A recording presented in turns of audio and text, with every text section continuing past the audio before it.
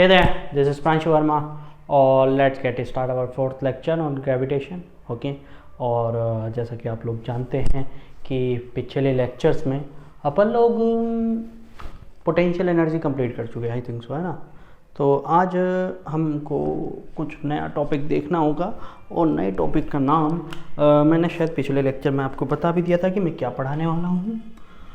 आज हम पढ़ेंगे अर्थ ग्रेविटेशन। बेसिकली आपको बुक में ये टॉपिक नहीं मिलने वाला है, ठीक है, लेकिन ये कंटेंट, इसका जो कंटेंट होगा वो ज़रूर मिलेगा, क्योंकि मैं इसको अलग से टॉपिक दे रहा हूँ, इसका नाम अलग से दे रहा हूँ, अर्थ ग्रेविटेशन, लेकिन वहाँ पे बस जनरलाइज किया हुआ है वो चीज़। ओके, अर्थ ग्रेविटेशन के लिए हमें तीनों चीज़ देखनी होंगी और अर्थ में हम दो तरीके से अर्थ को कंसीडर करेंगे। पहली बार हम अर्थ को एज अ होलोस्फीयर लेंगे, ठीक है, and just find the we will find the value of gravitational field as well as the potential, ठीक है, due to the earth at different location, okay, when the earth is a hollow sphere. और फिर हम अर्थ को, जैसा कि वो solid sphere है, सो हम उसको as a solid sphere represent करेंगे and we just try to find the gravitational field and as well as the potential at several points. Okay, generally अपन लोग 3 पॉइंट पे ऊपर बात करेंगे,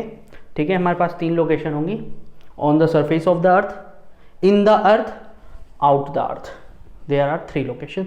तो हम 3 पॉइंट पे बात करेंगे और उनके बिहाफ पे हम कहीं पे भी निकाल सकते हैं। बस उनके लिए 3 पॉइंटों के लिए एक जनरल फॉर्मूला ड्राइव करेंगे, that's it, that's we gonna do.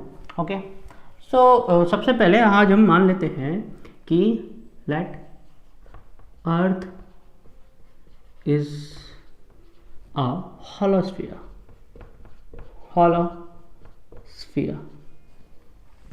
अर्थ यदि हॉलोस्फीयर है तो क्या होगा? ओके, देखो ये रही मेरी अर्थ, ठीक है, दिस इज माई अर्थ, ठीक। आपको पता है अर्थ जो है सन के अराउंड रोटेट कर रही है, क्लियर है आपको, ये सब चीज़ें पता है, क्योंकि आज का यदि मेरे को इससे टाइम मिला तो मैं लास्ट में एक डेरिवेशन और कराऊंगा इससे रिलेटेड। ओके, सो हाँ, तो मैंने क्या माना है, इसको होलोस्फीयर माना है। Let us consider the radius of earth is R, capital R, and the mass of the earth is capital M, which is kept on the surface of the earth, basically surface पर है। Okay, so the potential at point P, okay, potential at point P, जहाँ पे which is outward from the surface of the earth, ठीक है, and the, यदि आपको कुछ P की आवाज़ आई है तो मैं कुछ नहीं कर सकता उसका, हाँ जी, कुछ नहीं किया जा सकता, क्योंकि वो कोई कुछ बेचने वाला था, गली में आया, पी करके चला गया। नहीं आई तो बहुत अच्छी बात है। एट पॉइंट Q निकालेंगे हम, तीनों चीज़ निकालेंगे, ग्रेविटेशनल फील्ड, और इन दोनों पे आपको दिक्कत भी नहीं आएगी, बस एक जगह दिक्कत आएगी, मैं बता देता हूँ आपको। किसी भी पॉइंट, क्या ले लें इसको, PQ R, नहीं R नहीं, S लेंगे, ठीक है, और इसको ले लेते हैं O, और इसको मैं रेडियस देता हूँ RS के नाम से कुछ और याद आ रहा हो तो उसको भूल जाना, ठीक है। कोई बच्चा समझ गया होगा, नहीं समझा होगा तो अच्छी बात है, आप मतलब बहुत अच्छे बच्चे हैं। आप नहीं समझ पा रहे तो मतलब आप बहुत अच्छे बच्चे हैं, बहुत ज़्यादा, और नहीं समझ गए हैं तो अपनी संगत को सुधारो और कुछ नहीं, ठीक है। हाँ जी, तो स्टार्ट करें। अपने को 3 जगह निकालने का है। क्या? सबसे पहले तो ग्रेविटेशनल फील्ड, सबसे पहले ध्यान दो, ग्रेविटेशनल फील्ड पॉइंट P पे देखो ग्रेविटेशनल फील्ड कितनी होगी, सोचो जरा कितनी होगी। बेसिकली जो आपका फॉर्मूला था g, mass of the earth upon the radius. कितना है रेडियस कितना है, RP, इसका square, this will be the gravitational field. Basically इसमें तो कुछ सोचना ही नहीं है, कितना आसान है। अरे ये तो डायरेक्ट फॉर्मूला है यार, डायरेक्ट फॉर्मूला है कि नहीं, बहुत बढ़िया, मतलब समझ गया। इसके लिए बहुत आसान है, हॉलो स्फीयर के लिए बहुत आसान है, आपको कोई डेरिवेशन ज़्यादा करने की ज़रूरत नहीं है। हाँ, जब सॉलिड स्फीयर की बात करेंगे तो वहाँ डेरिवेशन करने पड़ेंगे आपको। ओके, तो दिस विल बी द ई जो आपको जनरली पढ़ रहे हो। ओके ओके, यदि मैं बात करूँ पॉइंट क्यू पर, तो E at Q, Q point पे ग्रेविटेशनल फील्ड कितना होगा, basically G M upon P, नीचे का डिस्टेंस का स्क्वायर। भाई यदि यहाँ पे कोई पॉइंट रखा है, कहाँ पे, अच्छा यहाँ रखवा दो, कोई क्यों यहाँ पे। ओके ओके, तो अपन लोग क्या मानते हैं, मैंने आपको फर्स्ट लेक्चर में बोला था कि Newton's gravitation law only be applicable when the mass is a point मास। मुझे लग रहा है कोई बेचने वाला नहीं, मेले से कोई बंसी खरीद के आया है, अब बच्चा है वो और मज़े ले रहा है अपने, ही एन्जॉइंग हिज टाइम। सो अपन लोग उसको डिस्टर्ब नहीं करते, हम अपना काम करते हैं। पता नहीं आपको आवाज़ आ भी रही होगी, नहीं आ रही होगी, कई बच्चे बोल रहे सर आवाज़ तो कुछ आ नहीं रहा, आप नहीं बोल रहे हो। ठीक है, मुझे तो लग रहा है आ रही होगी आपको। ओके, सो क्यू पॉइंट पे हम यदि ग्रेविटेशनल फील्ड निकालना चाहते हैं, you know the formula of gravitational field G M upon R square. So अपन लोगों को इस अर्थ को मानना पड़ेगा कि it is a point mass and the whole mass of this earth is centred. Okay, it's place it's centre of mass. Okay, ये जो है इसका पूरा मास है वो कहाँ पे प्लेस है, उसके सेंटर ऑफ मास पे। And as you know by geometrically कि जो स्फीयर होता है उसका जो सेंटर ऑफ मास होता है, it is at the centre of that sphere. Okay, so centre ये है O point, so O point से क्यू का distance, that is simple R, that's it.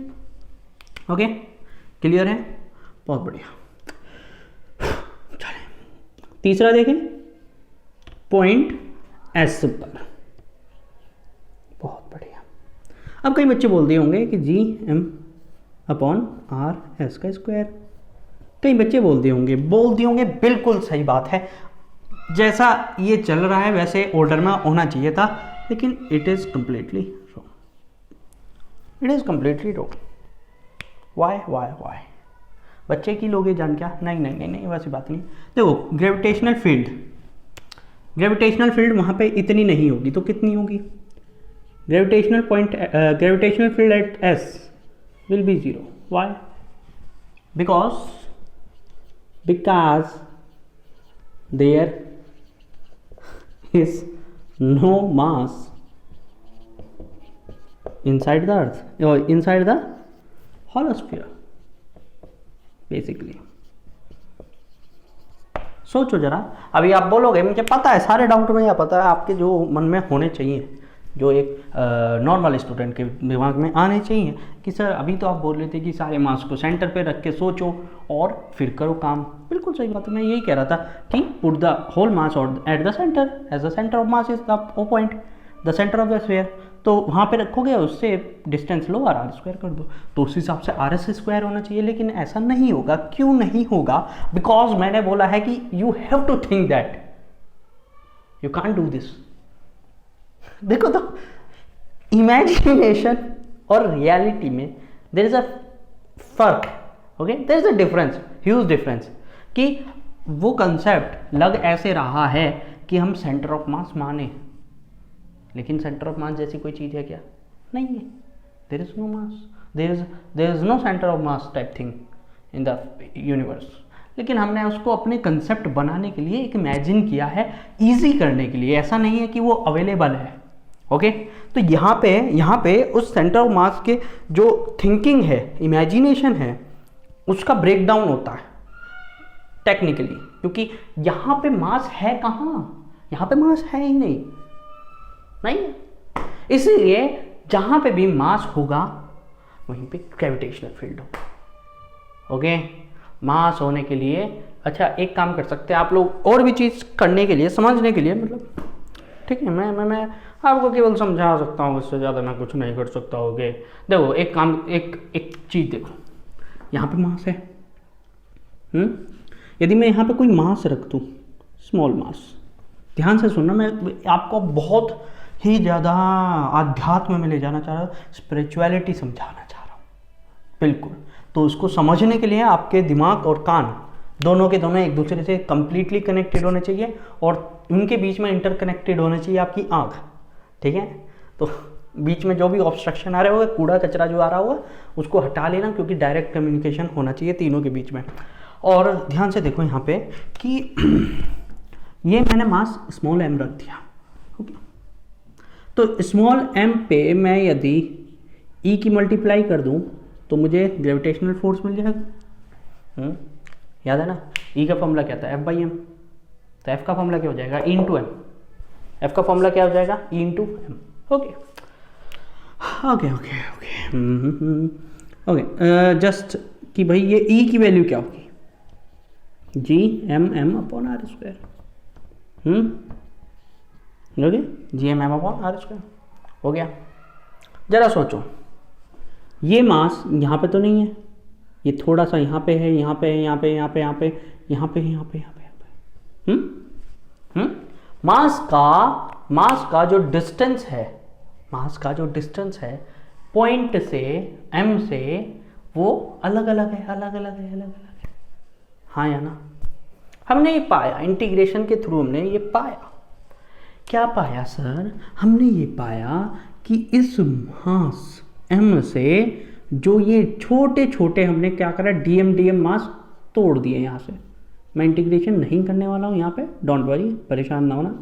कई बच्चे परेशान हो गए होंगे कि सर फिर से इंटीग्रेशन की यहाँ पे बात ज़रूरत नहीं है, ओके। हम केवल दिमाग से ही सोच के कर सकते हैं काम को, ओके। हमने स्मॉल स्मॉल पार्टिकल्स dm मास के यहाँ पे डिवाइड कर लिए, dm के, ओके। बहुत ज़्यादा डिस्टर्बेंस हो रहा है बाहर से, मुझे गुस्सा आ रहा है, मुझे रोक लो, कहीं मैं एक दो बच्चे को थप्पड़ ना मार के आ जाऊँ, ठीक है। इतना मैं ज़्यादा गुस्से नहीं हूँ, ओके। सो dm मास को हमने तोड़ा, सब के लिए फोर्स निकाला कि सब की वजह से जो छोटा सा फोर्स आ रहा है वो कितना आ रहा है। मैंने देखा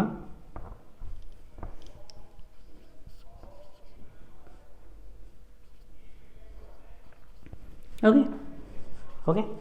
और प्रॉब्लम ये आ रही थी कि r भी सबके लिए अलग अलग था, इसलिए मैंने स्मॉल r² ले लिया किसी dm के लिए। अब बेसिकली मुझे करना क्या है, टोटल f निकालना है, तो I just going to do the integration of dm/r², okay. जब मैंने ये इंटीग्रेशन करने की कोशिश की, then I get to know the force comes equal to 0। सुनते जाओ क्यों हुआ। देखो यहाँ पे कुछ मास है जो इससे कुछ डिस्टेंस पर है, ओके। यहाँ पे कुछ मास है जो ज़्यादा डिस्टेंस पर है। ध्यान से देखते जाओ, यहाँ पे इस फिगर को मैं दोबारा से बना रहा हूँ ताकि ये थोड़ी सी आसान सी दिखे आपको, ओके। क्योंकि काम तो हो गया है ग्रेविटेशनल फील्ड का। यहाँ पे कोई पॉइंट है, ये सेंटर हो गया O point, this is RS, okay. अब ध्यान से देखो, यहाँ का जो मास है, इधर का जो ये मास है, ये कुछ भी मान लो m1 मान लो, इस टोटल मास को m1, और जो नीचे का मास है उसको मैंने क्या मान लिया, m2।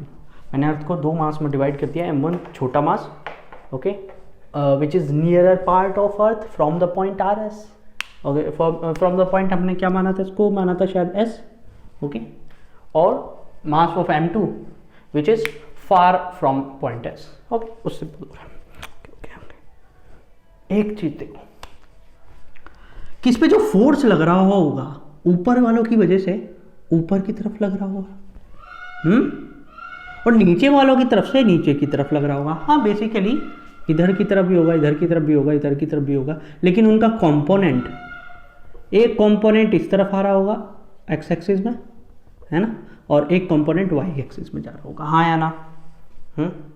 इस तरीके से डिवाइड होंगे चारों कंपोनेंट, ओके।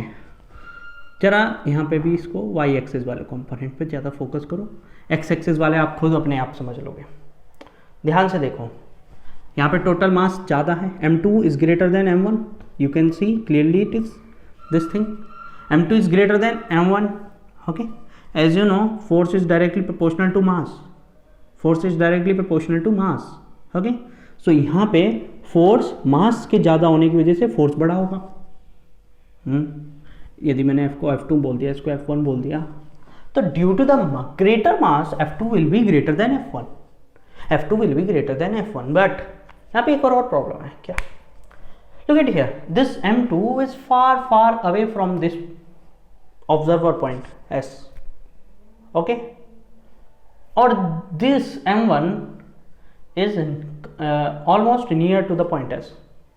ये point S के बहुत पास है और ये M2 का जो मास है वो completely दूर है, काफ़ी दूर है. तो as you can know, as you can see here from the formula, GMM upon R square मतलब डिस्टेंस के स्क्वायर के इन्वर्सली प्रोपोर्शनल है. मतलब डिस्टेंस ज़्यादा तो फोर्स कम, डिस्टेंस कम तो फोर्स ज़्यादा. इसका मतलब इस यदि पर्सपेक्टिव देखा जाए डिस्टेंस के तो F1 should be greater then F2. If I talk about the mass, यदि मैं मास को देखूं तो the F2 will greater than F1, and if I talk about the distance between the mass and the observer point S, so F1 should be greater than F2. हमने देखा गया कि दोनों की वजह से जो फोर्स बनता है यहाँ पे F1 इक्वल टू F2 बनता है. दो कहीं पे भी ले लो, कहीं पे भी अंडर द होल, ओके, कहीं पे भी ले लो, अंदर होल के अंदर कहीं पे भी ले लो, फोर्स क्या रहेगा? सेम रहेगा. फोर्स विल बी सेम, सब जगह same.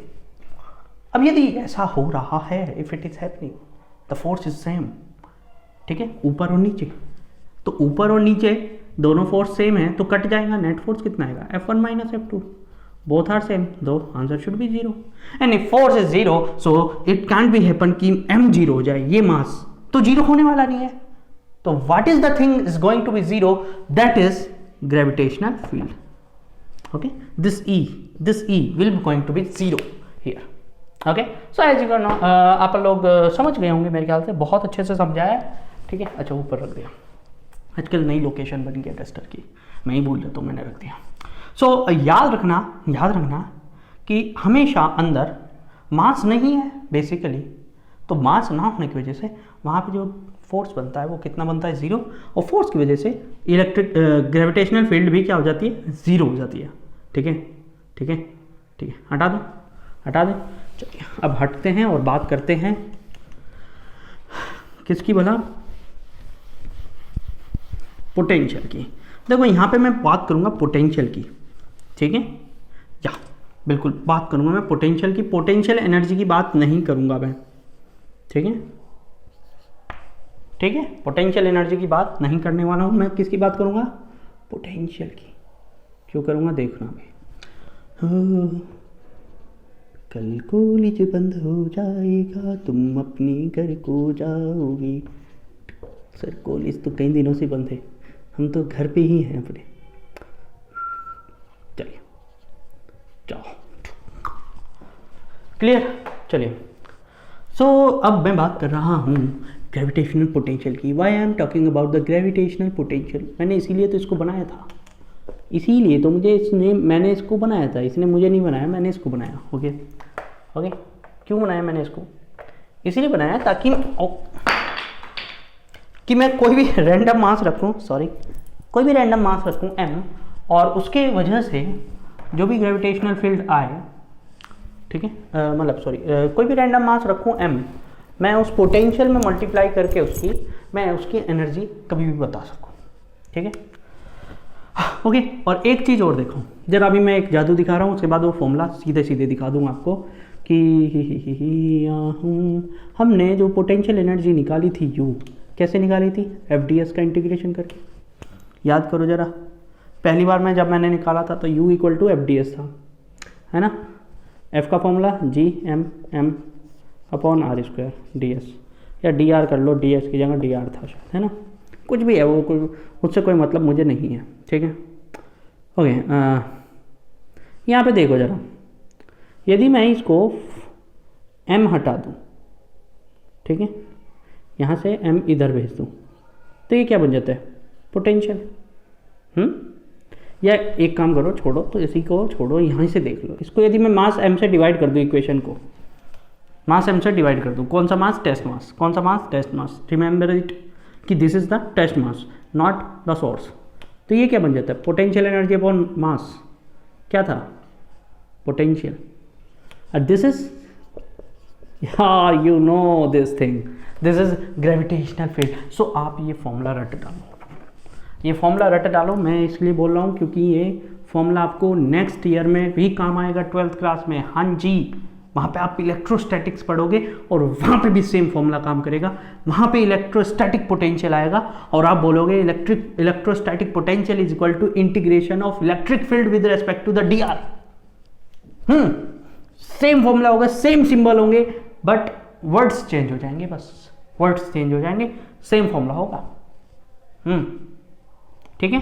So from here you can say easily say कि v is equal to E D R, या आप इसको थोड़ा सा और बेसिकली बनाओ तो इसको बोल दो D V equal to E D R, D V equal to E D R. Clear है? समझ में आ गया होगा मेरे ख्याल से। यार इतना तो आसान से समझा देता हूँ, कौन समझाता है इतना? हाँ, कोई है? हाँ सर है, बहुत सारे। आप अनोखे नहीं हो, कोई आसमान से उतरे नहीं हो आप फरिश्ते कि जो आप बहुत अच्छी फिजिक्स पढ़ा रहे हो। चलो ठीक है, मान लेते हैं। तो D equal to E D R, this is the gravitational potential, formula for gravitational potential in terms of gravitational field.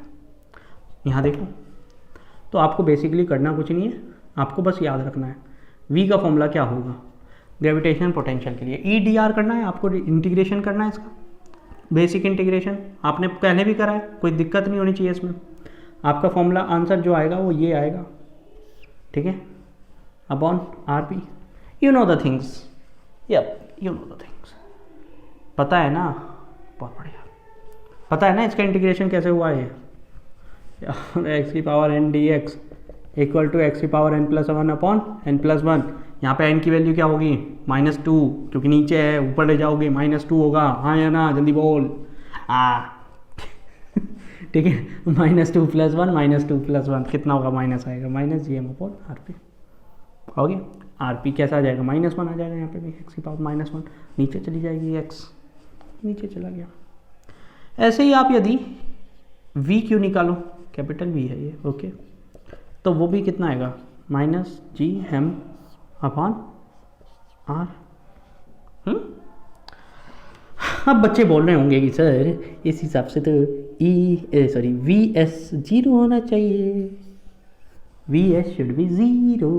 नहीं, VS 0 नहीं होगा। क्या है यार, फिर झंड कर दी सर आपने।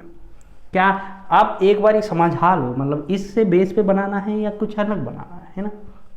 देखो सुनो ध्यान से, d V equal to E D r, E की वैल्यू रखो 0 × TR। ऐसे ही कुछ है, ये भी तो ऐसे ही निकले ना, इसका इंटीग्रेशन कराए DR के रेस्पेक्ट में, तब ये निकली है वैल्यू। ठीक है, यहां से समझ में आ रहा है मेरा D V is equal to 0। What is the D V, what is D V, just try to understand it. What is D V? D V is the change in potential. This is D V, this is change in potential. Potential में change कितना हुआ उसकी value मिली हमें 0, not potential की 0। किसकी value मिली, 0 मिली है potential में change की। इसका मतलब ये है कि if you are coming from the surface into this, यहाँ पे आ रहे हो, अंदर आ रहे हो, ऐसे आ रहे हो, ऐसे जा रहे हो, ऐसे आ रहे हो, ओके। तो यहाँ से यहाँ ले जाने में आपको यदि कोई भी मास यहाँ से यहाँ ले जाना है, इट्स जस्ट लाइक कि आपने यहाँ से उठा के यहाँ रख दिया, but inside the surface of earth. ये अंदर की बात है, ये हम जो खड़े हैं ना इस समय, मैं जो खड़ा हूँ, this is the surface of earth, this is not inside the surface of earth. यदि कोई बच्चा बोलने लगे कि सर हम inside the surface of earth है, तो दिस इज कंप्लीटली रॉन्ग। हम अंदर नहीं है, हमें अंदर जाना का मतलब है आप यहाँ से 10-15 किलोमीटर जाओ अंदर, बिल्कुल सही, ओके, 10-15 किलोमीटर अंदर जाओ, वहाँ पे बोलोगे आप। लेकिन अर्थ इज अ सॉलिड स्फीयर, हम उसको मान के चल रहे हैं अभी होलर स्फीयर, तो वहाँ पे कंडीशन अलग है। ये केवल कंप्लीटली इमेजिनेशन है, जो आप देख रहे हो ये कंप्लीटली इमेजिनेशन है। इट जस्ट लाइक कि आप 2 रुपये की प्लास्टिक की, नहीं 2 रुपये की नहीं आती होगी, वो 5 या 10 रुपये की आती होगी। मेरे टाइम में 2 रुपये की आती थी जब मैं क्रिकेट खेलता था बचपन में, ठीक है, 5 या 6 साल का था। तो एक प्लास्टिक की गेंद आती थी, प्लास्टिक की बॉल, जिसके अंदर कुछ नहीं होता था, बस ऊपर पे सरफेस होती थी प्लास्टिक की, ओके। जब फटती थी तो उसमें से हवा निकलती थी, ओके। तो मैं उस गेंद की बात कर रहा हूँ कि उस गेंद के अंदर मुझे एक मास यदि एक जगह से दूसरी जगह पहुंचाना है तो I have no need to do work, मुझे कोई जरूरत ही नहीं वर्क करने की, because the potential will be same, potential में कोई चेंज ही नहीं होगा। And if there is no change in potential तो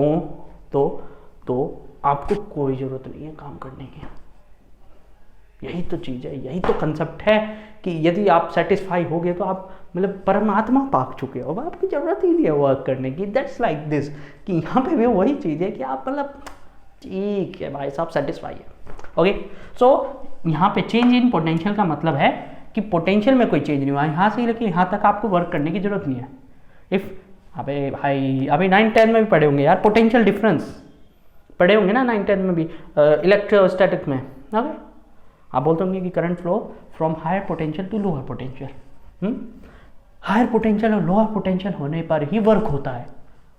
यदि पोटेंशियल सेम हो तो वर्क होगा ही नहीं, वर्क की जरूरत ही नहीं है। ठीक है भाई, वर्क कब होगा? जब एनर्जी में चेंज आएगा, है ना, एनर्जी में जब चेंज आएगा तब वर्क होगा। ये भी तो चेंज इन एनर्जी है, potential energy. Potential energy per unit mass ही तो है, इसका मतलब ये भी तो एनर्जी ही है, पर यूनिट मास है बस। ओके, इसमें चेंज नहीं है मतलब वर्क ही नहीं हुआ। वर्क हुआ होगा तो इसमें चेंज हुआ होगा, और वर्क नहीं है तो इसमें चेंज नहीं है, और इसमें चेंज है ही नहीं यहाँ पे। तो दिस इज द थिंग कि change in potential will B zero. इसका मतलब ये है कि पोटेंशियल एट पॉइंट एस कितना रहेगा? सोचो जरा, potential at point S will be remain same as the potential at the surface, मतलब is equal to the V Q.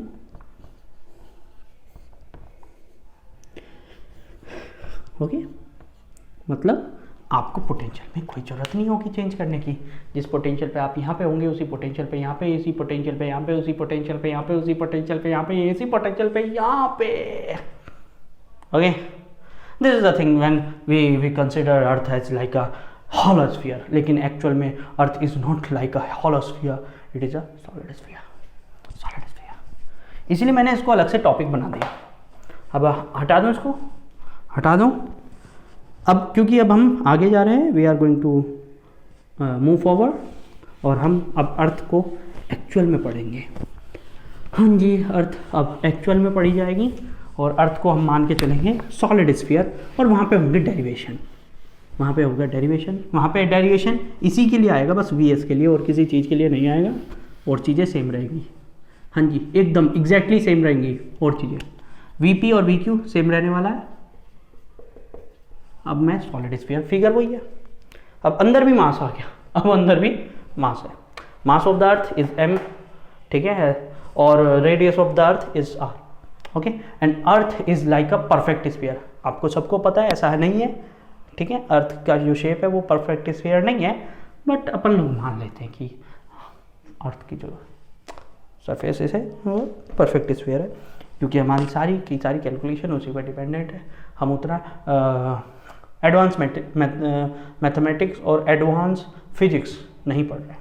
Okay, so astronaut बनना होगा यदि, तो 12th के बेस पे नहीं बन सकते, उसके लिए आपको अलग से इंजीनियरिंग करनी पड़ेगी, फिर मास्टर्स लेना पड़ेगा इन टेक्नोलॉजी, और फिर पीएचडी करनी पड़ेगी। ठीक है, उसके बाद आपको कुछ हो सकेगा बेड़ा गर्क, मतलब उधर ठीक, बेड़ा गर्क नहीं होगा, उद्धार होगा। ठीक है, तो चलिए आप पहले तो भाई मेरे को बताओ कि ग्रेविटेशनल फील्ड ईपी कितनी होगी? सेम जी.m अपॉन,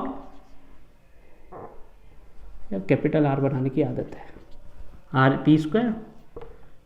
ई क्यू कितना होगा? जी.m अपॉन आर स्क्वायर। ओके, अब यहाँ पे बात आएगी, यहाँ पे फंसेगी बात। अब बच्चे बोल रहे होंगे जीरो, नहीं है ऐसा, कई बच्चों ने समझ भी गए होंगे कि जीरो नहीं होगी, क्योंकि यहाँ पे मास है सब। देखो ध्यान से सुन लो, मैं इसकी बात कर रहा हूँ। ओके, यहाँ पे इस पॉइंट पे, तो I have to use this thing. मुझे पता है, फिगर दूसरी बना दो क्या, अच्छी सी लगेगी। हाँ, क्योंकि इसमें खिंचपिच ज़्यादा हो रही है, पी क्यू बा पता नहीं क्या क्या आ रहा है। देखो जरा, देखें जरा किसमें कितना है दम। थम के रखना कदम मेरे साथिया। ओके, हो गया काम गाने का। चलिए सर, अब काम करना है, बहुत बढ़िया। सो अपन लोगों ने ये पॉइंट मान लिया एस, जिसकी रेडियस है आर एस। ओके, अब देखो कंसेप्ट वही है कि the gravitational force due to the mass of earth in shaded portion, इसको जो मैं बोल रहा हूँ उसको लिख लो। ओके ओके, लो मैं लिख ही दे रहा हूँ कि F G due to the mass of shaded portion will be 0, will be 0 net force। Okay, gravitational force, net gravitational force बोल देता हूँ। Okay, net gravitational force due to the mass in shaded portion of the earth वो भी 0 होगा, इस portion की वजह से 0 होगा, जैसे कि मैंने अभी समझाया था आपको। ओके, सेम कंसेप्ट पे बात जाएगी, जैसे अभी होल स्फीयर में अभी आप लास्ट में समझे थे ना, बेसिक कंसेप्ट वही है, जैसे ग्रेविटेशन फील्ड में समझे थे, बेस कॉन्सेप्ट वही है कि ऊपर वालों की वजह से और नीचे वालों की वजह से जो फोर्स लगेगा ग्रेविटेशनल फोर्स वो इक्वल हो जाएगा। ठीक है, इक्वल हो जाएगा। Only unshaded portion will cause of the gravitational field at S point पे जो ग्रेविटेशनल फील्ड होगी it only be due to the mass inside the unshaded portion. So अब आपको नहीं पता अनशेडेड पोर्शन का मास कितना है, नहीं पता, but you know the value of mass of the earth, that is m, mass of the radius of the earth is r. So if m is mass of earth and r is the radius, then the density rho कितनी होगी, density of earth कितनी होगी, m upon volume, mass upon volume, that is a thing, simple thing, आप लोग बहुत पढ़ चुके हैं उस चीज़ के बारे में। तो वॉल्यूम कितना होगा 4/3 पाई आर क्यूब,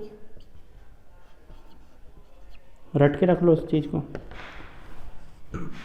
ओके, अपन लोग मान लेते हैं कि this is the average density of the earth. Average density का मतलब ये है कि अर्थ आपको पता है कि it is made by several materials who's having different of density, so the earth density is not a constant thing कि जिसको हम बोल दें कि भैया हर जगह यही है, लेकिन we can take the average density of the earth। Okay, जब मैं न्यूमेरिकल कराऊंगा तो उसकी न्यूमेरिकल वैल्यू भी बता दूंगा, हर बुक में अलग अलग होती है तो मुझे याद नहीं रहती एक्चुअली। ओके, ज़रूरत भी नहीं है याद करने की, क्योंकि जहाँ पे भी आप देखोगे तो आपको मिल जाएगी। ओके, हाँ, बेसिकली आपको जो ज़रूरत होती है वो ज़रूरत होती है मास ऑफ द अर्थ की, तो वो याद हो ही जाता है आपको। ठीक है, वो अप्रॉक्सीमेटली 6 × 10⁻24 kg होती है, और the radius of the earth is approximately 6400 kilometre के आसपास होती है उसकी रेडियस। ठीक है, तो ये सब चीज़ें रट जाती हैं। ठीक है, हाँ, तो रट जाती है। डेंसिटी नहीं उतना यूज़ होता है, कहीं पर भी यूज़ नहीं होती ज़्यादा, न्यूमेरिकल भी कम होते हैं उसके, जहाँ पर भी ज़रूरत होगी आपको मिल जाएगी। Okay, so now you can see that कि भाई density of the earth is not a constant thing, बल्कि अपन लोगों ने average density ले लिया। rho is the where, लिख देता हूँ भाई मैं, rho e is avg density, Avengers मत बोल देना इसको, ऑफ पृथ्वी। ठीक है, ओके, सो अपन लोग तो अभी तो बस कुछ भी नहीं करे। ठीक है, तो हटाऊँ मैं इसको, चलिए। अब इसकी वजह से जो ये डेंसिटी है, इसकी वजह से ग्रेविटेशनल फील्ड फाइंड करनी है। ओके, तो ग्रेविटेशनल फील्ड भी इसी की वजह से होगी। मैं फिगर हटा दिया, कोई ज़रूरत तो है नहीं, आप लोगों ने बनाई ली होगी। तो ग्रेविटेशनल फील्ड कितनी होगी इसकी वजह से, सोचो जरा। जितना इसका कैपिटल जी, पहली बात तो जितना इसका मास m', ओके, और अपॉन r² कुछ दिक्कत? कोई भी दिक्कत नहीं है, सिंपल है। तो सिंपल है यार, ये तो सिंपल है, इसमें कोई इंटीग्रेशन करने की जरूरत ही नहीं है। ना ना ना ना, इंटीग्रेशन की कोई जरूरत ही नहीं जी। एम डैश क्या है? M dash the mass of the unshaded portion, mass of unshaded portion. ठीक, अब देखो मास किसी भी चीज का कैसे निकाल सकते हैं हम? डेंसिटी इंटू वॉल्यूम करके। बताओ, density into volume is the mass of something. So मैं यहाँ पे पुट कर दे रहा हूँ, डेंसिटी तो वही रहेगी, अर्थ की डेंसिटी है, वो भी तो पोर्शन जो है अर्थ का पार्ट ही है, तो डेंसिटी तो वहाँ पे चेंज नहीं होने वाली है, ऐसा है नहीं, लेकिन ठीक है, अपन लोग काफ़ी करेक्शन करते हैं। ठीक, और वॉल्यूम कितना होगा उसका? वो भी तो एक स्फीयर है कि नहीं? है कि नहीं? This is also a sphere of some radius R S. Unshaded portion भी क्या था? एक स्फीयर था, रेडियस आर एस का, तो 4/3 pi R S square, this is the radius, this is the volume of the sphere upon R S square. R S cut गया, कुछ cut गया। ई एस कितना है जी? रो की वैल्यू रखो, रो की वैल्यू यार, कोई हनी सिंह का नया गाना है क्या भाई? आपको सबको पता होगा कोई नया गाना आया है। एक स्क्वायर से एक स्क्वायर कट जाएगा और एक बचेगा। 4/3 कटा गया, उठे गया, आई डोंट नो, ठीक है, मतलब मर गया। और ई एस की वैल्यू आ गई G M upon R Q into R S. ये नया खेल बन गया है, इसको उतार दो क्योंकि मैं मिटाने वाला हूँ और मोस्ट इंपॉर्टेंट थिंग पढ़ाने वाला हूँ आज के चैप्टरों की। जो आज का जो चैप्टर है आप जो देख रहे हो उसमें से बहुत इंपॉर्टेंट चीज़ आप देखने वाले हो। ठीक है, चलें हटाए, चलिए। अच्छा मैंने यार अरे मैंने भी मिस्टेक कर दी एक, नहीं डेरिवेशन में मिस्टेक नहीं की, ठीक है, परेशान मत लो, इसको थ्योरी को उठा लो। हाँ, मुझे एक क्या नाम वो कराना चाहिए था, एक ग्राफ बनवाना चाहिए था होलोस्फीयर के लिए, मैंने नहीं बनवाया वो ग्राफ। हटाऊँ? चलिए, समझ में तो आ गया होगा, इतनी प्यार से समझाया मैंने, समझ में तो जरूर आया होगा। ठीक है, अभी इसके साथ ही बढ़ा देता हूँ वो भी ग्राफ। ठीक है, अब देखो आपने 3 जगह ग्रेविटेशनल फील्ड निकाली है सॉलिड स्फीयर के लिए, G M upon R P square, G M upon R square. यहाँ पे एक चीज़ देख रहे हो आप लोग कि जो ई एस है ना, ई एस वो रेडियस के डायरेक्टली प्रोपोर्शनल है। देखो तो पॉइंट की जो डिस्टेंस है फ्रॉम द सेंटर उसके डायरेक्टली प्रोपोर्शनल है यहाँ पे ग्रेविटेशनल फील्ड, यही तो कंसेप्ट है बस। This is the different thing, you can not see the distance between the centre of the mass and the point is directly proportional to the gravitational field at anywhere. No, you can't see. But here, this is the चमत्कार, यही तो चमत्कार है। Inside the solid sphere, gravitational field gradually increases with increase in the distance.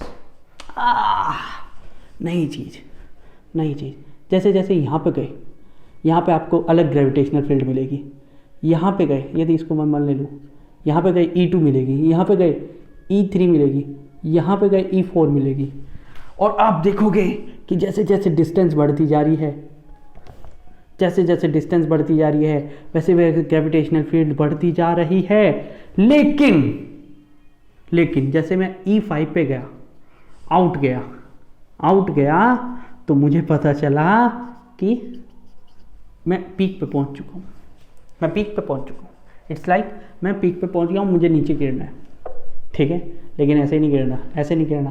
अभी देखोगे graph, ठीक है, मतलब आप स्फीयर में रहोगे, सॉलिड स्फीयर के अंदर, ठीक है, सेंटर पे रहोगे तो सेंटर पे आपको वैल्यू मिलेगी 0। देखो उस फॉर्मूले में रखो, आर एस की वैल्यू 0 रख दो, सेंटर पे कितनी हो जाएगी आर एस की value 0। So if you put the value R S equal to 0, so you will get the value of gravitational field will be 0 at the centre. Okay, will be 0 at the centre. लेकिन जैसे जैसे value बढ़ती जाएगी वैसे वैसे gravitational field बढ़ती जाएगी, but at the surface of the earth or the solid sphere, you will get the maximum value of gravitational field. You will get the maximum value of gravitational field. और उसके बाद फिर से value decrease होनी चाहिए. क्यों? क्योंकि ये मैक्सिमम वैल्यू हो गई है. उसके बाद देखो ऑब्वियस ही बात है RP should be greater than R, क्योंकि आरपी बड़ा है, बाहर की बात कर रहे हैं, आर से छोटा, आर से बड़ा ही होगा. सो आर से बड़ा होगा तो ग्रेविटेशनल फील्ड कम होगी, क्योंकि डिनोमिनेटर में ना, denominator is greater then the value will be shorter. Then the value will be shorter. So EP will be always less than EQ, and this thing ES will also be less than EQ. So EQ is the maximum gravitational field that can be found on the surface of a solid sphere. On the surface of the solid sphere. समझ में आया क्या? चलो. So अब देखो इस हिसाब से देखा जाए तो ES is directly proportional to RS. EQ is directly proportional to 1 upon R square, और EP is also directly proportional to 1 upon R square. So मैं एक ग्राफ बनाना चाहता हूँ, ठीक है, जो ग्राफ मुझे हॉलोस्फीयर के लिए भी बनाना चाहिए था, लेकिन आई जस्ट फॉरगेट इट. तो कोई दिक्कत नहीं है, ऐसा कोई बड़ी बात नहीं. It's okay, it's okay, it's okay. आप लोग एक गैब्रियल इग्लेसियस है, ठीक है, हाँ, एक गैब्रियल इग्लेसियस है, एक कॉमेडियन है, उसका कॉमेडी देखा करो, मज़ेदार कॉमेडी करता है. ओके, ठीक है, उसकी कुछ वीडियो आपको यूट्यूब पे मिल जाएगी. इस पॉइंट को मैं मान लेता हूँ Q. ओके, तो Q पे ये हो जाएगा R, इस पॉइंट को मैं मान लेता हूँ O. P ऑब्वियसली बात है इस तरफ होगा, कहीं ना कहीं पे भी मान लो P ये रहा, और ऑब्वियसली बात है S यहाँ पे होगा. Okay, so up to Q ES will be increase, है ना, gravitational will increase, और वो भी gradually. As you can see, this Gm upon R cube, these are the constant thing. G is a constant. M for a particular source, the mass of the earth is a constant thing. The radius of earth is also a constant thing. तो ये तो constant है. The variable is RS और ES.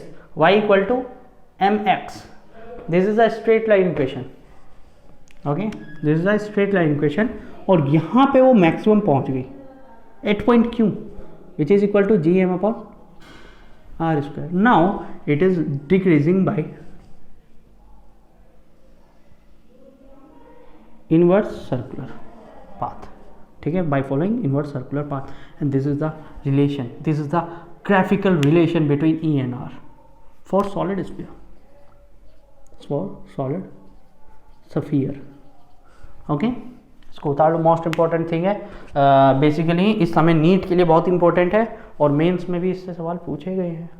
हाँ जी, 2014 में या इसके आसपास एक क्वेश्चन आया था इससे रिलेटेड. ठीक है, ठीक है, उतार लिया. चलिए अब जरा उसके लिए देख लेते हैं, हॉलोस्फीयर के लिए. इसी को हॉलोस्फीयर के लिए देख लेते हैं. लेक्चर थोड़ा लंबा हो जाएगा, but we don't care. E R for hollow sphere. जब मैंने हॉलोस्फीयर पढ़ाया था तो मुझे वहाँ पे पढ़ाना चाहिए था, लेकिन स्किप हो गया वहाँ से. कोई दिक्कत नहीं है, ऐसा कोई बड़ी बात नहीं है, जो गुनाह कर दिया. ई पी कितना था वहाँ पे? G M upon R P square. E Q G M upon R square, और ई एस कितना था? 0. मतलब जब तक आप Q पॉइंट पे नहीं पहुंचोगे, आपकी ग्रेविटेशनल फील्ड कितनी रहने वाली है? 0. आपकी ग्रेविटेशनल फील्ड कितनी रहने वाली है? 0. But suddenly when you reach at point Q, you will get the maximum potential. अचानक से, मतलब कुछ नहीं मिल रहा, आप ऐसे ही धक्के खा रहे हो, अचानक से सब कुछ मिल गया, और उसके बाद आपने उसका यूटिलाइजेशन शुरू किया, और वो धीरे धीरे खत्म होना स्टार्ट हो गया. Okay, this is the graph for gravitational potential, gravitational field for hollow sphere. Okay, तो this will be the maximum gravitational potential. Gravitational field, बार वही निकल जा रहा है. यहाँ पे 0 है, देखो वाई एक्सिस पे डिस्टेंस कितनी है? 0. अचानक से. Okay, so this was the graph for the solid. ऐसे था, और हॉला के लिए ऐसे. ये बीच की लाइन डॉटेड रखनी है, ये कोई वो नहीं है कि वहाँ पे पहुँचा, अचानक से पहुँचता है, एकदम राइज करता है वो चीज़। क्लियर है? क्लियर है? चलिए अभी देखेंगे हम पोटेंशियल। हाँ जी, ख़त्म करना है पार्ट, ख़त्म, कहानी ख़त्म करनी है, ठीक है, ताकि अगले दिन जो नेक्स्ट लेक्चर होगा, बल्कि मैं आज ही बनाऊंगा उस वीडियो को भी, हाँ जी, ठीक है, तो उसमें मैं इस पर कुछ न्यूमेरिकल कराऊंगा और उसमें मैं इसके न्यूमेरिकल कराऊंगा और एक डेरिवेशन सॉल्व कराना है, जिससे प्लैनेट का काम ख़त्म हो जाएगा। फिर हम जाएंगे सैटेलाइट पे, सैटेलाइट का एक लेक्चर होगा, उसके बाद हम पहुंच जाएंगे सीधा का सीधा एंड पे, स्केप वेलोसिटी वगैरह पे, रॉकेट वगैरह पे। ओके, सो स्टार्ट करते हैं इसकी potential, gravitational potential. Earth as a solid sphere. Okay, marker को चेंज करने की जरूरत है, काफ़ी देर हो गया, बेचारा चलता जा रहा है, चलता जा रहा है, चलता जा रहा है। अर्थ इज अ सॉलिड स्फीयर, ठीक है। ग्रेविटेशन पोटेंशियल, ग्रेविटेशनल पोटेंशियल, आप लोग जान चुके हो कि gravitation potential for solid sphere वही रहने वाला है पी पॉइंट और क्यू पॉइंट पे। इतना तो आपको समझ में आ रहा होगा, केवल वेरिंग कहाँ हो रहा है, जहाँ पे हम अंदर की बात कर ले रहे हैं, है ना, अंदर की बात कर रहे हैं, वहाँ पे वेरी कर रहा है चीज़ें, है ना। सो सेम चीज़ यहाँ पे भी वही रहने वाली है जो आपने फॉर्मूले पढ़े हैं। यदि मैं पी पॉइंट पे बात करूँ तो ग्रेविटेशनल पोटेंशियल वी पी कितना रहेगा, -Gm/RP। ओके, अच्छा, माइनस याद रखना, माइनस जरूर आएगा, हमेशा आएगा, ठीक है, चाहे मैंने डेरिवेशन में माइनस यूज़ ना किया हो, ठीक है, क्योंकि पोटेंशियल एनर्जी जो होती है वो हम हमेशा निगेटिव में लेते हैं। हमें लगता है कि it is a bounding energy, bind करने वाली बाइंडिंग एनर्जी टाइप की है। Okay, so V Q is -Gm/R और Vs। Now what will be the Vs? In order to find the Vs अपन लोग फिर से वही काम करेंगे। थ्योरी तो वही चल जाएगी आपकी, पोटेंशियल वाली, फील्ड वाली, ग्रेविटेशनल फील्ड वाली, हाँ जी, थ्योरी तो वही चल जाएगी। आप थ्योरी वही दोबारा से रिपीट कर देना, कॉपी एंड पेस्ट। सो आपको पता है फॉर्मूला dV इक्वल टू क्या होता है, E/dr।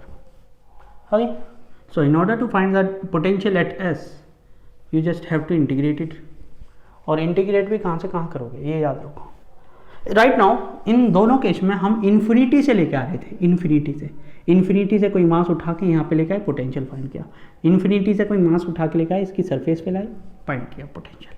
तो इन्फिनिटी से उठा के लाएंगे तो एक पॉइंट तो जीरो हो जाएगा, यहाँ पे पोटेंशियल तो जीरो हो जाएगी, है ना, यहाँ तो पोटेंशियल जीरो हो जाएगी, तो केवल वी पी और वी क्यू की वैल्यू आएगी। लेकिन यहाँ पे ऐसा नहीं होगा, क्योंकि राइट नाउ यहाँ पे मीडियम चेंज हो रहा है, तो अपन लोग लिमिट भी चेंज कर देते हैं। हम क्या करते हैं, हम Q से जाएंगे S तक, Q से S तक करेंगे, Q से S तक करेंगे integrate. Okay, inside the earth ही करेंगे, सब कुछ इनसाइड द अर्थ ही करेंगे। Okay, so integration of dV क्या हो जाएगा, मेरे ख्याल से अपर लिमिट पहले, लो एक स्टेप और बढ़ा दे रहा हूँ। अब बताओ इसका इंटीग्रेशन क्या हुआ, पहले तो E की वैल्यू रखो, इनसाइड द अर्थ क्या थी, अभी निकाली थी आपने, Gm/R³ into RS dr, RS into dr, and the value of RS की जो वैल्यू है वो कहाँ से कहाँ इंक्रीज कर रही है, मतलब कहाँ से कहाँ जा रही है। देखो, we are coming from point Q and going to S, ठीक है, एक ही लाइन पे ले लो इस पॉइंट को, चलो जाओ, अब ज़्यादा कंफ्यूज नहीं होने के, फिर यहाँ ले लो S को, तो दिस इज RS। आप कहाँ से आ रहे हो, Q से, कहाँ जा रहे हो, S तक, कहाँ से जा रहे हो, Q से, कहाँ तक जा रहे हो, S तक। ओके, ये दिमाग में रखना। तो Q पे जो डिस्टेंस है रेडियस की वो है R, और S पे कितनी है, RS। क्लियर है? So this is the thing, जरा नज़र उठा के देखो, बैठे हैं हम यहीं, बेखबर मुझसे क्यों हो, इतने बुरे भी हम नहीं, ज़बान की बातों में उलझो ना, है ये आसान जानना, खुद से अगर तुम जो ये पूछो कि हम तुम्हारे हैं कि नहीं। हो गया, ठीक है। सुनो, यहाँ से आपको वी एस की वैल्यू फाइंड करनी है, तो वी एस इधर G M upon R cube, ये कितना हो जाएगा, अपर लिमिट पहले आर एस का स्क्वायर, लोअर लिमिट बाद में आर का स्क्वायर। ओके, अच्छा नीचे 2 भी आना था, देखो स्क्वायर हुआ है ना, n+1 upon n+1 upon n+1 का मतलब 2 भी तो आएगा, यहाँ पे सिंगल पावर है तो 2 हो जाएंगे, नीचे भी तो आ जाएगा। ओके, तो गलती तो नहीं करा मैं। ओके, इसको इधर भेजा plus V Q, we already know the value of V Q that is equal to G M upon R and that is negative है, so G M upon R cube. If you want to do this thing कि आप are cube अंदर ले लो, okay, या एक काम करो, are को रखो यहाँ बाहर, या आर स्क्वायर को रखो बाहर, या कुछ भी कर लो, छोड़ो आर क्यूब को ही रखो। मैं एक स्टेप चाह रहा था कम हो जाए।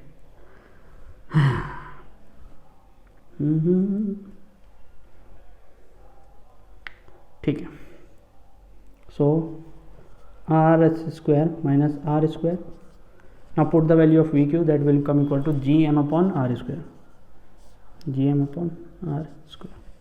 क्लियर है, R square capital R square है ना, गलती हो जाएगी, जी एम कॉमन हो जाएगा, R square R cube R square, एक काम करो आर से मल्टीप्लाई करो, आर से डिवाइड करो, ठीक है, तो आर क्यूब हो गया, G M upon R cube common ले सकते हो,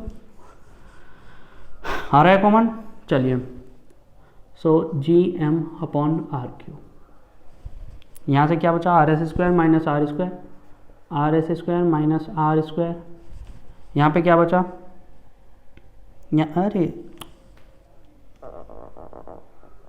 आर स्क्वायर से मल्टीप्लाई करनी पड़ेगी ना हमें, यहाँ पे आर, यहाँ पे R, okay, so R S square minus R square, और यहाँ पे भी क्या हो जाएगा, माइनस आर स्क्वायर। मैं और कुछ गलती कर रहा हूँ क्या, मैं बिल्कुल गलती कर रहा हूँ, what I am doing wrong, यहाँ पे 2 था, है ना, यहाँ पे 2 भी तो था भाई, 2 भी तो था यहाँ पे, ये 2 ये कहाँ गया, तो हमें एक काम करना होगा, 2 से भी मल्टीप्लाई करनी होगी, डिवाइड करना होगा, 2 भी तो कॉमन लेना पड़ेगा, 2 भी तो कॉमन लेना पड़ेगा, क्लियर है, तो यहाँ पे क्या बचेगा, 2r स्क्वायर, देखो जी एम 2r क्यूब सारा कॉमन ले लिया, क्या बचा, 2r स्क्वायर बचा। ओके, क्लियर है, सारी चीज़ें क्लियर है, हम बहुत बढ़िया। Now G M upon 2r cube, what the thing is here, R S square, R square minus 2r square, that will come equal to 3r square, that will come equal to 3r square. Clear है, clear है कि नहीं है, okay. अब एक काम करो, देखो ये भी निगेटिव में आ रहा है, ये भी निगेटिव में आ रहा है, इसको भी एक काम करो निगेटिव कर दो। निगेटिव कैसे करोगे, निगेटिव कॉमन ले लो, minus G M upon R cube, मैं फिर से 2 बोल रहा था, 3r square minus R S square. Clear, okay. अब देखो यहाँ से भी आप कुछ काम कर सकते हो, यदि आप और करना चाहो तो, मतलब बहुत कुछ कर सकते हैं आप लोग, आपकी मर्जी है। देखो एक काम कर सकते हो, देखो वहाँ पे आर है नीचे सब जगह, यहाँ पे आर क्यूब आ रहा है, ये एक टेंशन की चीज़ है, आर क्यूब को अंदर भेज दो, नहीं आर को वहाँ दे दो, आर स्क्वायर को अंदर भेजो, यहाँ से आर स्क्वायर को अंदर भेजो, minus G M upon 2, R square को अंदर भेजोगे तो यहाँ पे कितना बचेगा, सिंगल आर, यहाँ पे आर स्क्वायर गया तो कितना बचा, 3, कितना बचा 3, माइनस लगाओ, और आर स्क्वायर यहाँ पे गया तो R S square upon R square. ये सारी फॉर्म है इसके आंसर की, ठीक है। सो वी एस का फॉर्मूला जो आया है वो minus G M upon 2r into 3 minus R S square upon R square आया, ओके। ये बेसिकली आपका फॉर्मूला है जिसमें आपको समझ में आ रहा है, बेसिकली समझ में आना चाहिए भी, कि देखो G M upon R, G M upon R वो तो यहाँ पे भी अवेलेबल है चीज़, लेकिन यहाँ पे हाफ आ गया, पहली बात तो, ठीक है, हाफ क्या आ गया, हाफ आ गया, ओके। और दूसरी बात R S upon R square, R S upon R square, ये R S square upon R square ये हमेशा 1 से छोटा होगा, क्योंकि आर हमेशा बड़ा होगा। R is always greater than R S, क्योंकि S is the point inside the earth and R is the radius of earth. तो ये जो टर्म होगी वो हमेशा 1 से छोटी आएगी, ये term S R S square upon R square. ये 3 में से कुछ माइनस होगा वो भी 1 से छोटा, तो 2 पॉइंट समथिंग आएगा ये। This will be come equal to 2 point something, 2 point something.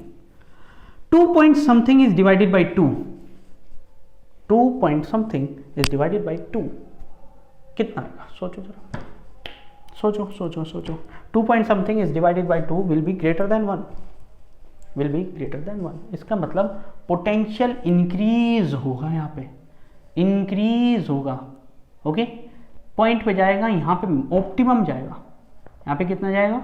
Optimum पे जाएगा, और देन फिर से यहाँ पे क्या होना चाहिए? हो जाएगा डिक्रीज। ध्यान से सुनो, यहाँ पे भी प्रोपोर्शनल है लेकिन डायरेक्टली नहीं है। यहाँ पे भी डायरेक्टली प्रोपोर्शनल है बट डायरेक्टली नहीं है, एक स्क्वायर फॉर्म में है, स्क्वायर फॉर्म में है। ओके, क्लियर है? उतारो उसको, फटाफट ग्राफ बनाते हैं इसका। इसको हटा देता हूँ, ग्राफ बना देता हूँ। ठीक है, देखो इसका ग्राफ। पहली बात तो ये निगेटिव में है, तो इसको मैं इधर लेके जाऊँगा। वाई वी को मैंने इसको वाई एक्सिस पे दे दिया और आर को मैंने दे दिया यहाँ पे एक्स एक्सिस में, और इसको हटा रहा हूँ, उनसे कोई मतलब नहीं है ज़्यादा। ठीक है, देखो ध्यान से देखो, यहाँ पे जो आर है वो आर एस का स्क्वायर आ रहा है, आर एस का स्क्वायर आ रहा है। इसका मतलब जैसे जैसे आर बढ़ेगा, जैसे जैसे आर बढ़ेगा वैसे वैसे वी एस भी इंक्रीज होगा, but in different manner, not directly, not जैसा कि वहाँ पे बढ़ रहा था आपका इलेक्ट्रिक फील्ड में कैसे बढ़ रहा था? डायरेक्टली बढ़ रहा था, है ना? यहाँ पे डायरेक्टली नहीं बढ़ने वाला, यहाँ पे एक कर्व के फॉर्म में बढ़ेगा। ओके, और एक पॉइंट पे पहुँचेगा, क्यू पॉइंट पे, क्यू पॉइंट पे पहुँचेगा। ओके, और फिर से ऐसे जाएगा, और इस एक्सिस को कभी नहीं पकड़ेगा वो। ठीक है,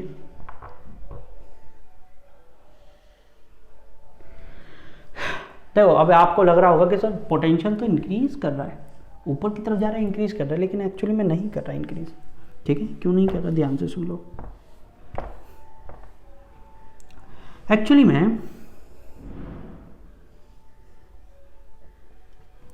इंक्रीज नहीं कर रहा है, एक्चुअली में ये डिक्रीज कर रहा है, क्योंकि potential is a scalar quantity, not a vector quantity. कि पॉजिटिव में जाएगा तो इंक्रीज हो जाएगा, निगेटिव में ऊपर की तरफ जा रहा है तो इंक्रीज हो रहा है, ऐसा नहीं है। मैग्नीट्यूड वाइज देखेंगे हम इसको, और वो हो रहा है डिक्रीज, इस तरफ जा रहा है, 5 4 3 2 1 0 है, पोटेंशियल डिक्रीज हो रहा है, पोटेंशियल डिक्रीज हो रहा है। जैसे जैसे दूर जाते जाओगे जीरो हो जाए। तो आप यदि ऐसे देखोगे कि सर निगेटिव से ऊपर पॉजिटिव की तरफ बढ़ रहा है, मतलब पोटेंशियल डिक्रीज हो रहा है, सॉरी इंक्रीज हो रहा है, तो ऐसा मैथमेटिकल यहाँ पे अपना एजम्पशन मत घुसेड़ देना, वो अपना जो पुराना बना हुआ है वो चीज़ यहाँ पे नहीं चलेगा। क्लियर है? ये डेरिवेशन क्लियर है? चलिए अब मैं होलोस्फीयर का भी बता देता हूँ, पोटेंशियल क्या क्या था।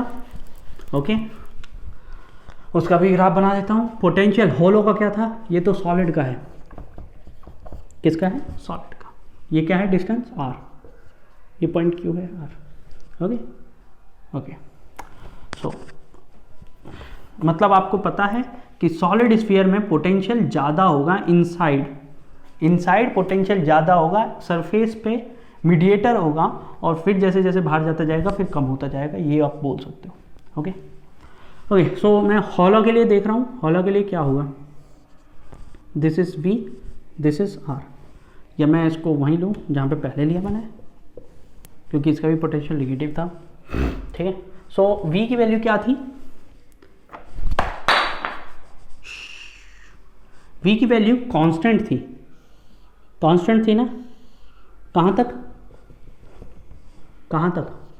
कैपिटल R तक, और उसके बाद सेम फंडा, ज़्यादा नीचे ले लिया ना, यहाँ ले लेते हैं। कांस्टेंट थी Q पॉइंट तक, कहीं पे बीच में यहाँ पे S था। ठीक है, RS, सब जगह पे वैल्यू क्या थी? कांस्टेंट थी। ठीक है ठीक है, और फिर ये, फिर डिक्रीज होनी स्टार्ट होगी। यहाँ पे कहीं पे पॉइंट पी मान लो, यहाँ पे वीपी हो गया।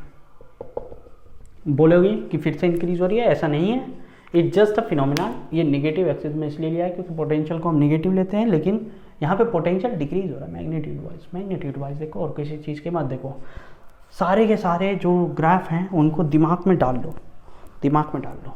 जहाँ पे भी हम स्क्वायर देखेंगे, जहाँ पे भी हम स्क्वायर देखेंगे 1/, में स्क्वायर देखेंगे किस में, 1/, में हम ऐसा कर्व बनाएंगे, ठीक है, हो गया। और जहाँ पे भी हम स्क्वायर देखेंगे प्रोपोर्शनल में, वहाँ पे हम ऐसा बनाएंगे। ओके, ये याद रखना आप लोग बेसिकली, ठीक है। और यदि पॉजिटिव एक्स एक्सिस में देखना होगा स्क्वायर प्रोपोर्शनल वाला तो ऐसे बनेगा, और इन्वर्स वाला देखना तो ऐसे बनेगा। क्लियर है, ये याद रखोगे आप लोग, और इन चीज़ों को भूलना मत। भगवान आपका भला करे। चलिए, तो नेक्स्ट लेक्चर में मिलते हैं, हम कुछ क्वेश्चन करेंगे। मैं पानी वानी पी के आता हूँ, दूसरा लेक्चर बनाता हूँ आपके लिए। और इतने इसका एंजॉय ले लिया होगा आप लोगों ने, तो नेक्स्ट भी देख लेना। ठीक, थैंक यू।